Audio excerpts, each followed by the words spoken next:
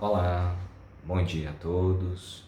Em mais essa oportunidade, agradeço a nossa querida casa Rita de Cássia por esse momento de encontro, de estudos e de reflexões acerca dessa doutrina que tanto nos esclarece, mas acima de tudo, que tanto nos consome.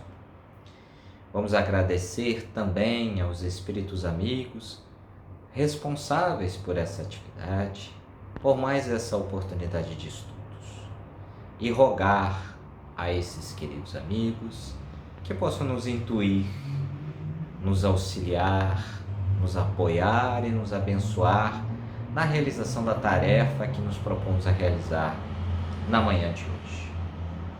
Bem, desde quando comecei a estudar as cartas de Paulo, sempre me vi muito tocado profundamente por suas palavras, por seus ensinamentos. Talvez fosse porque eu encontrasse ali, nas cartas de Paulo, não só informações, conhecimentos, profundos ensinamentos, mas talvez porque eu encontrasse ali também um pouco de alma. Sim, as palavras têm alma, e assim como o próprio apóstolo Paulo nos esclarece, o reino de Deus não consiste apenas em palavra, mas também em um poder. E um poder que está presente nas palavras daquelas criaturas que se entregaram de corpo e alma à proposta do Cristo. E nelas nós podemos encontrar, não só em suas trajetórias de vida, mas também em suas palavras, esse poder. Talvez seja também porque eu recordasse, em cada momento de estudos, a trajetória de Paulo, sua redenção, sua entrega à proposta do Cristo, e soubesse que ali, por trás de suas palavras, estavam anos de experiência, anos de entrega completa e irrestrita à proposta do Cristo. Anos e anos a fio de entrega, de doação. Anos e anos a fio servindo a esse propósito. Na manhã de hoje, a casa nos convidou um pouquinho para falar de um item, o item 13, que está presente lá no Evangelho segundo o Espiritismo, no capítulo 11, amar ao próximo como a si mesmo. E nesse item, um espírito protetor vem nos passar uma mensagem belíssima acerca da fé e da caridade. Entretanto, na manhã de hoje, como falávamos de Paulo, a proposta é que façamos uma reflexão acerca da fé e da caridade a partir de uma das cartas de Paulo, mais especificadamente a primeira carta de Paulo aos Coríntios, capítulo 13. Essa carta nos é bastante conhecida, pois é a carta em que Paulo nos afirma que se eu falasse todas as línguas, a dos homens e a dos anjos, mas não tivesse amor, seria como um bronze que soa ou um símbolo que retine. Mas esta mesma passagem guarda ainda, esta mesma carta guarda ainda muitas outras preciosidades, ensinos valiosos de Paulo, pois ele ali vem nos falar daquele Cristo que ainda vivia nele. Aquele Cristo, aquele mesmo Cristo que nós podemos enxergar em todas as almas que se entregam a servir a proposta do Cristo, deixando de lado o seu egoísmo, suas vaidades, seus interesses próprios e passando a servir aos outros em completude. Mas em especial, na manhã de hoje, nós vamos dar atenção ao trecho final desta carta de Paulo, onde o apóstolo vai condensar, vai resumir para nós a reflexão que nos propomos a realizar na manhã de hoje, nos apresentando ali as virtudes daquele que é o verdadeiro seguidor do Cristo, daquele que se propõe de fato a viver uma vida cristã.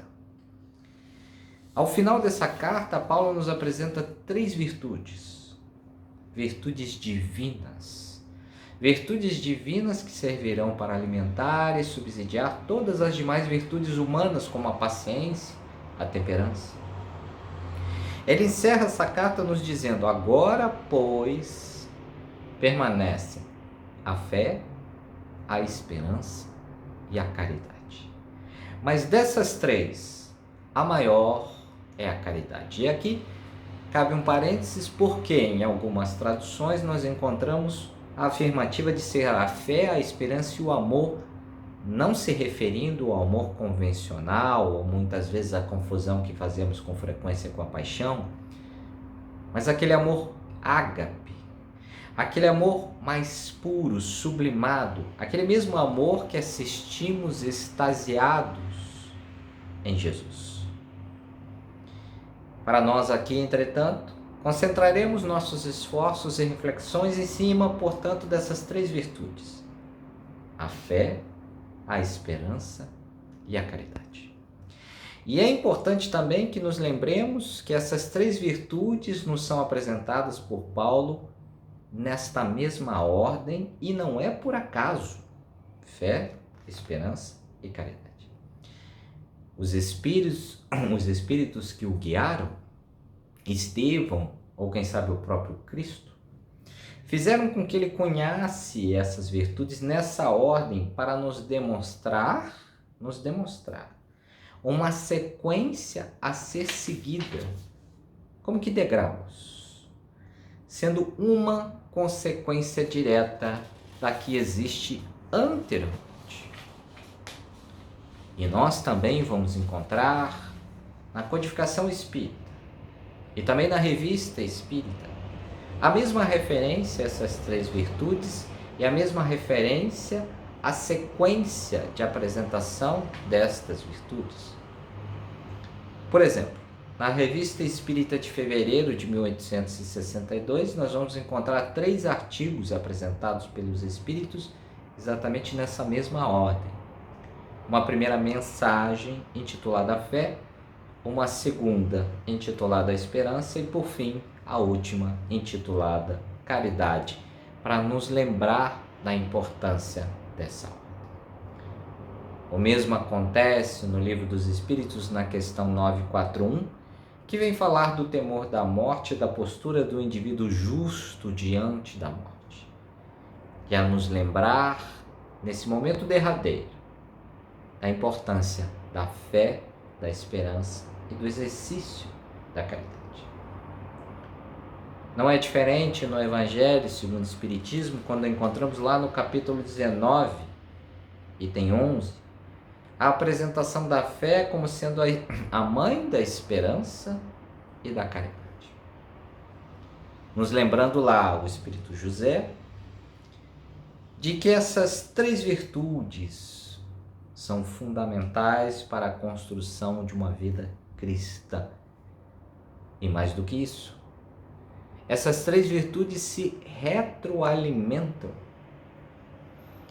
porque elas unidas, formando esse triângulo sagrado, por assim dizer, conduzirão a criatura a seu crescimento espiritual para que ele possa refletir em algum dia do seu futuro, nessa jornada de crescimento, a grandeza de Deus, nosso Pai. Vamos então iniciar a nossa trajetória falando um pouquinho de cada uma dessas virtudes: a fé, a esperança e a caridade. Vamos começar com a fé.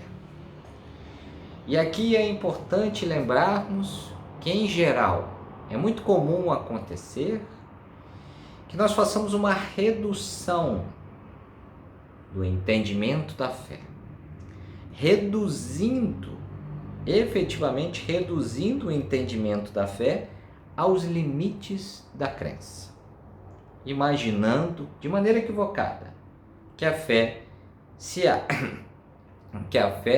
caiba dentro de um conceito pequeno como o de achar ou saber uma determinada coisa. Em geral, restringimos esse entendimento somente diante da perspectiva ou dimensão intelectual, onde cabe o eu creio ou eu acho determinada coisa. E fazemos isso até porque nos falta algo a mais. Nos falta um entendimento mais amplo, um entendimento mais completo, um entendimento que inclusive Emmanuel vem nos ajudar a construir e a compreender lá no seu livro Pensamento e Vida, no capítulo 6, onde ele vem nos falar que a fé é a força da própria vida. Ele ainda complementa nos dizendo que é uma certeza instintiva que todas as criaturas têm. Isso já está implantado no mais íntimo ser. É a força que vibra em todas as coisas e, portanto, palpita em todos os seres. É a força que alimenta, vejam só, todos os movimentos da vida. É a força que faz, e aí Emmanuel começa a nos trazer nessa lição, os exemplos da natureza para nos demonstrar que a fé está presente não somente nos indivíduos dotados de razão, de consciência de si, mas em todas as criaturas de Deus nosso Pai. Ele nos revela, por exemplo, que a força que faz com que a árvore que foi podada possa se recompor e dar ainda mais frutos. Ele ainda nos lembra que por estar presente dentro de cada um de nós, de uma forma muito íntima, lá no íntimo de cada ser, nós praticamente todos os dias, em todas as oportunidades, fazemos um exercício de fé. Ele nos lembra, por exemplo, que o simples ato de nos alimentarmos já é uma prova de fé. Pois nós acreditamos, nós confiamos que nosso estômago, nosso intestino farão a digestão daquele alimento. E é dentro dessa mesma linha que Emmanuel nos esclarece que se olharmos para a fé, como efetivamente ela deve ser compreendida e entendida, perceberemos que ela impulsiona todos os seres indivíduos a seguir realizando e que, portanto, está muito além dos restritos campos do crer. Exatamente por isso que o Espírito José, lá no Evangelho segundo o Espiritismo, como aqui dissemos, nos apresenta a fé como sendo mãe de todas as virtudes que conduzem a Deus e que cumpre a ela, a fé, zelar por todos os seus filhos. Mas a fé vai além. A fé vai além porque quando nos concentramos, compreendemos e nos envolvemos efetivamente com o seu conceito, o seu entendimento, é que nós passamos a desenvolver as demais virtudes, esperança e caridade. Ela é, portanto, o alicerce, a base de estruturação das virtudes divinas que nos foram apresentadas por Paulo. Ela é, portanto, a base da regeneração. E quando olhamos para a própria origem da palavra, sua origem etimológica, lembramos que significa que ela significa fidelidade, e fidelidade que dá origem a uma plena confiança. Portanto, ao compreendermos esse conceito de uma maneira mais ampla e ao nos recordarmos, por exemplo, das inúmeras vezes em que o Mestre Divino nos fez a seguinte afirmativa: a tua fé te curou. Ele se referia não somente aos indivíduos que se dispuseram a ouvi-lo, mas àqueles indivíduos que se dispuseram a dar um passo além, a iniciar o estabelecimento de uma relação de plena confiança, de fidelidade, se propuseram a iniciar a construção de uma aliança com Cristo e com Deus. E aí vamos nos lembrar lá do início aqui do nosso encontro, quando eu falava de Paulo, do poder de suas palavras, o poder que está presente na palavra, nas palavras das criaturas que se entregam verdadeiramente à proposta do Cristo. O poder que está presente nas palavras daqueles que estabelecem uma verdadeira e sólida aliança com Jesus, com Deus. Mas a fé também, além de dar luz às outras virtudes, a fé, além de representar essa fidelidade, essa aliança, ela também nos conecta com o futuro, com aquilo que nos aguarda, com a imortalidade, com a realidade espiritual e não tão somente material. E é exatamente aí, quando ela nos conecta com esse futuro, com aquilo que nos aguarda, é que entra em ação a sua filha mais próxima, a esperança.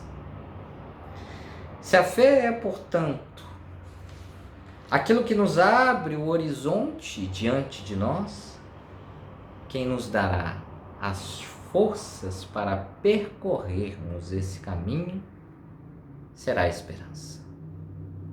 A esperança é o combustível que nos alimenta nessa caminhada. A fé nos mostra o caminho e a esperança nos ajuda a passos firmes a chegarmos até lá. E aqui também cabe outro parêntese para nos lembrar que esperançar é diferente de esperar, e tão somente esperar.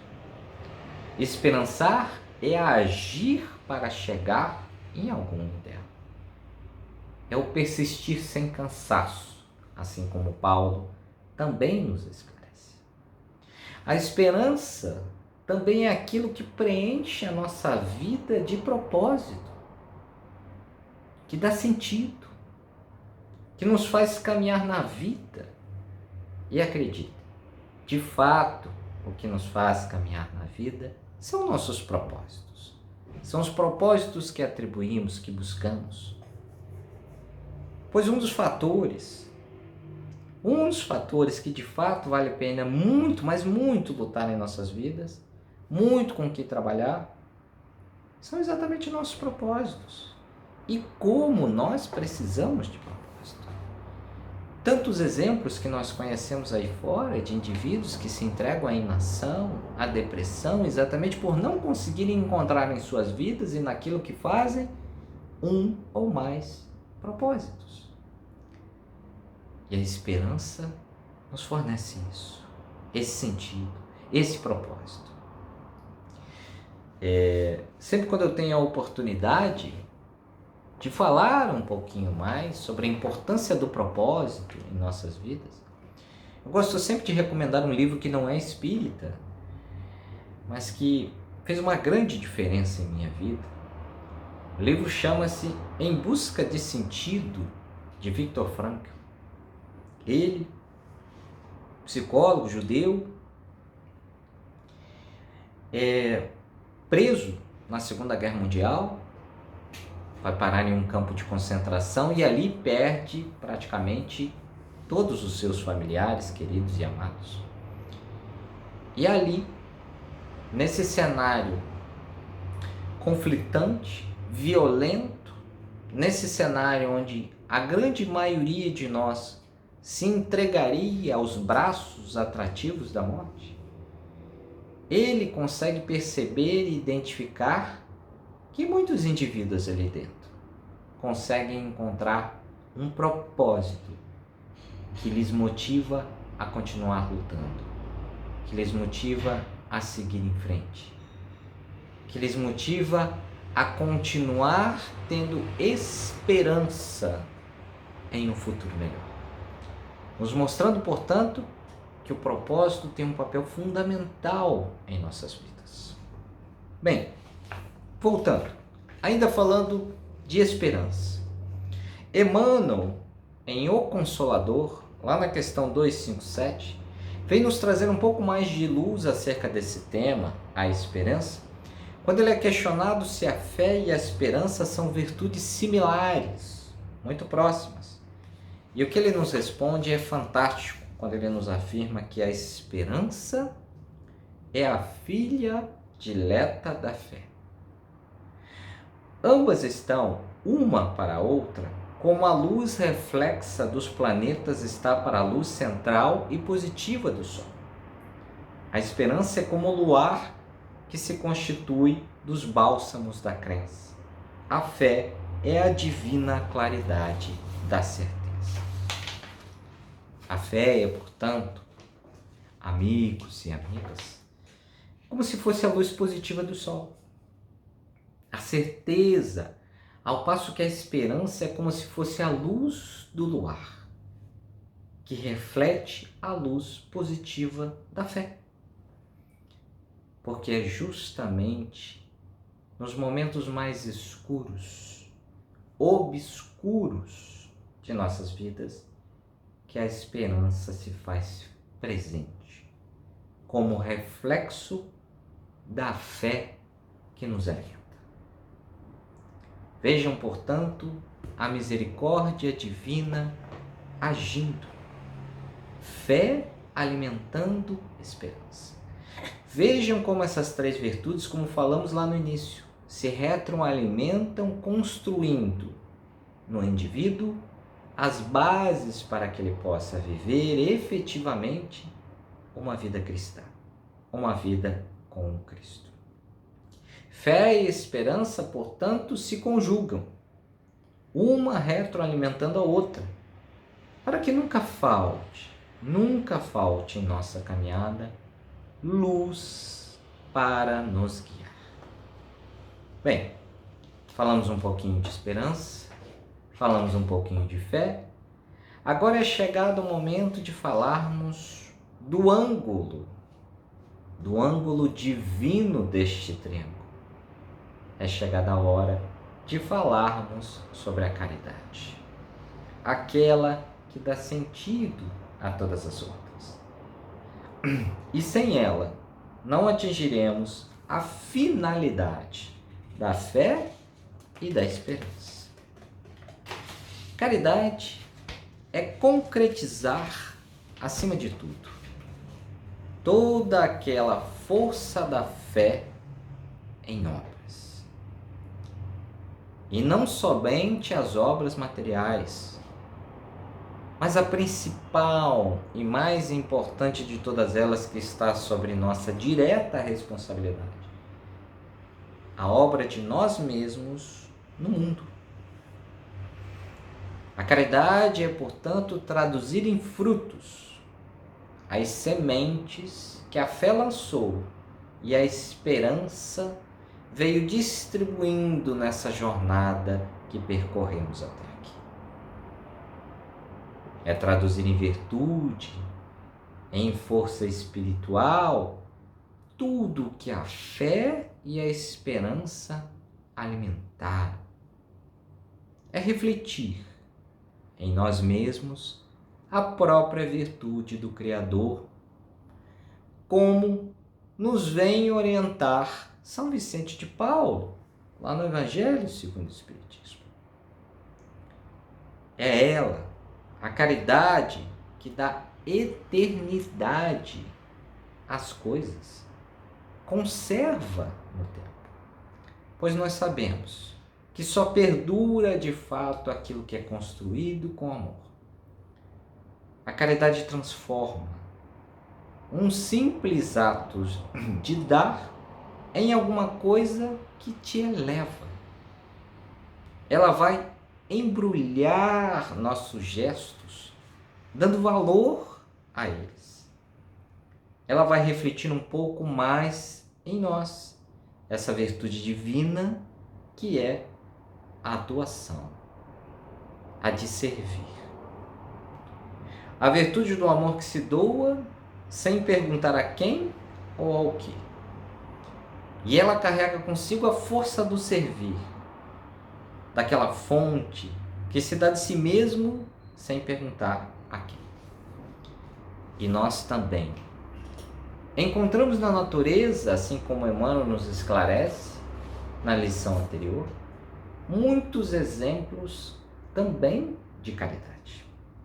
Da água, por exemplo, que mesmo quando é agredida por uma pedra, aprende a acolher essa pedra em seu seio e a seguir em frente.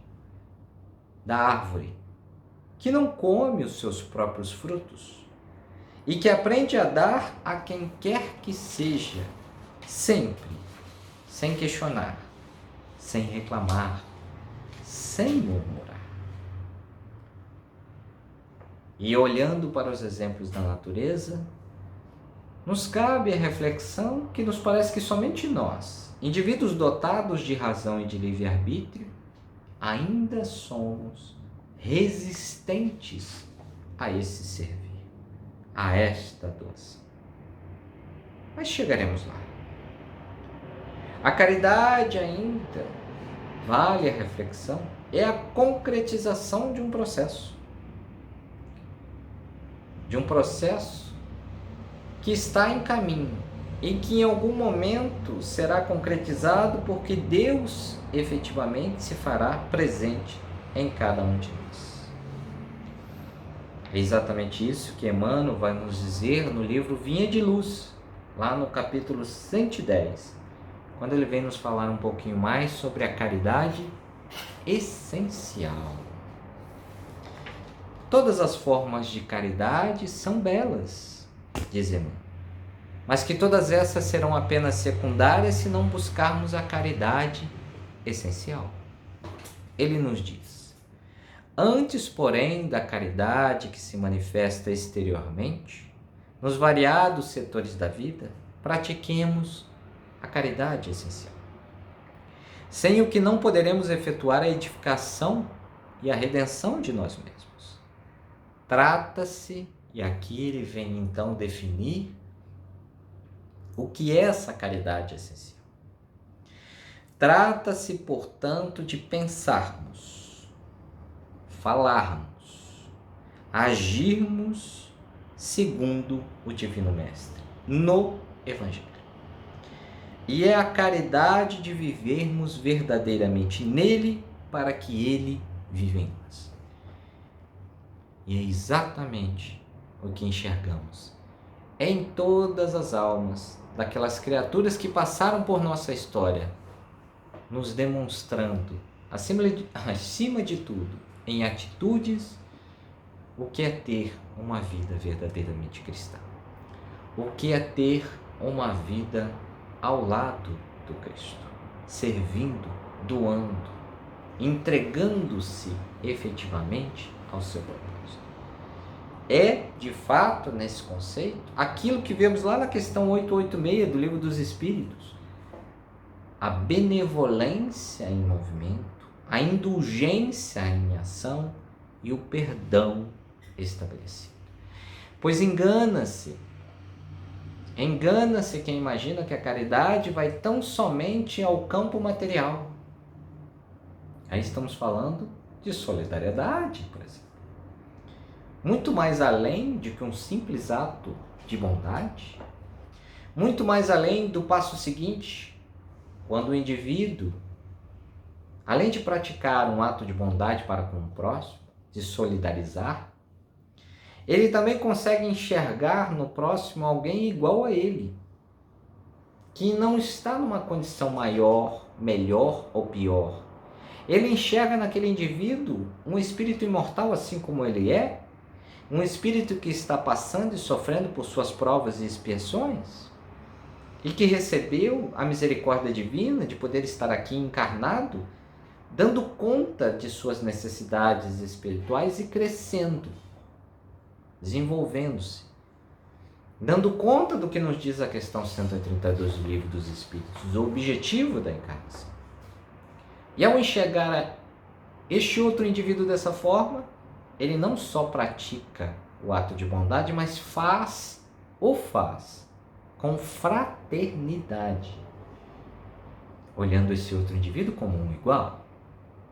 Mas a caridade vai além disso. A caridade vai além disso, pois permite e oferece ao indivíduo a possibilidade de realizar todos esses movimentos anteriores com o amor.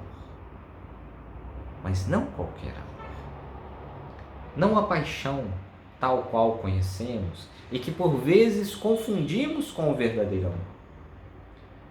Aquele amor, como nos esclarece Paulo, aquele amor que nos constrange, aquele amor do Divino Mestre, que assistimos extasiados à sua presença, aquele amor que não tem limites, aquele amor, como nos conta Humberto de Campos, aquele amor que mesmo no momento mais difícil de sua passagem aqui por nosso planeta, o de sua crucificação, ele ainda dedica todas as suas forças, sua potencialidade, seu carinho, seu amor para ir ao encontro de Judas, para socorrê-lo, para ampará-lo. Pois o Cristo soube, nessa lição lindíssima de Humberto de Campos, que seu irmão Judas havia acabado de desencarnar, vítima de uma escolha equivocada que tomou por não suportar o peso de sua decisão. A caridade nos oferece isso tudo. Esse campo vasto, esta possibilidade, e ela é, nesse sentido, este ângulo divino, deste triângulo de virtudes que de fato nos conduzem até Deus nosso Pai. Ela é o ápice, portanto, dessas três virtudes. E esse triângulo de forças que alimenta e sustenta a nossa vida cristã, ele de fato, permite a todos os indivíduos a possibilidade de chegar até Deus, nosso Pai. A fé, portanto, muito mais do que este campo limitado da crença, nos permite a conhecer e saber que é uma força que conduz, que ilumina e que sustenta todos os movimentos da vida.